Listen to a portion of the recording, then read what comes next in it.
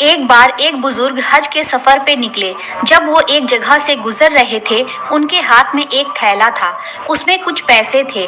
اچانک ایک چور ان کے ہاتھ سے تھیلا چھین کر بھاگ گیا۔ جب چور کافی دور نکل گیا، تب اچانک اس کی آنکھوں کی روشنی چلی گئی۔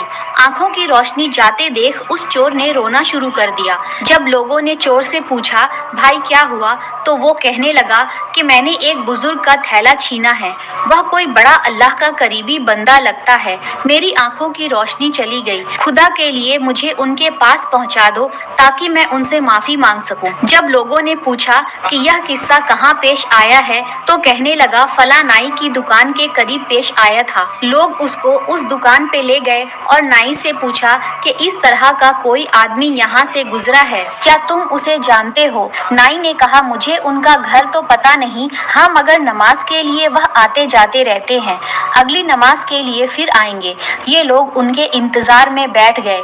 وہ بزرگ اپنے وقت پر تشریف لائے۔ لوگ اس چور کو ان کے پاس لے گئے تو اس چور نے جا کر ان کے ہاتھ پاؤں پکڑ لیے اور کہنے لگا مجھ سے غلطی ہو گئی، گناہ ہو گیا، میں نادم ہوں، شرمندہ ہوں، میری آنکھوں کی روشنی چلی گئی، آپ اپنے پیسے واپس لے لیجئے اور مجھے معاف کر دیجئے تاکہ اللہ تعالیٰ میری آنکھیں ٹھیک کر دے۔ وہ بزرگ کہنے لگے کہ میں نے تو تمہیں پہلے ہی معاف کر دیا ہے۔ یہ سن کر چور بڑا حیران ہوا اور کہنے لگا حضرت میں تو آپ کا تھیلا چھین کر بھاگا تھا اور آپ کہتے ہیں کہ معافی مانگنے سے پہلے ہی معاف کر دیا۔ اس پر وہ بزرگ کہنے لگے کہ ہاں میرے دل میں ایک بات آ گئی جس کی وجہ سے میں نے تمہیں فوراً معاف کر دیا تھا، اور کہنے لگے کہ میں نے ایک حدیث پڑھی جس میں نبی اکرم صلی اللہ علیہ وسلم نے فرمایا کہ قیامت کے دن جب میری امت کا حساب پیش کیا جائے گا تو میں اس وقت تک میزان کے قریب رہوں گا جب تک میری آخری امتی کا فیصلہ نہیں ہو جاتا۔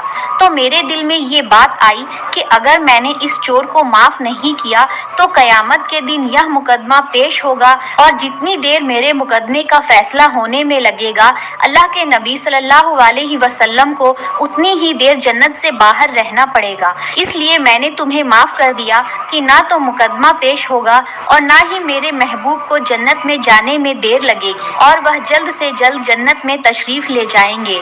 سبحان اللہ، کتنی پیاری حدیث ہے، ایک لائک ضرور کر دیجئے گا۔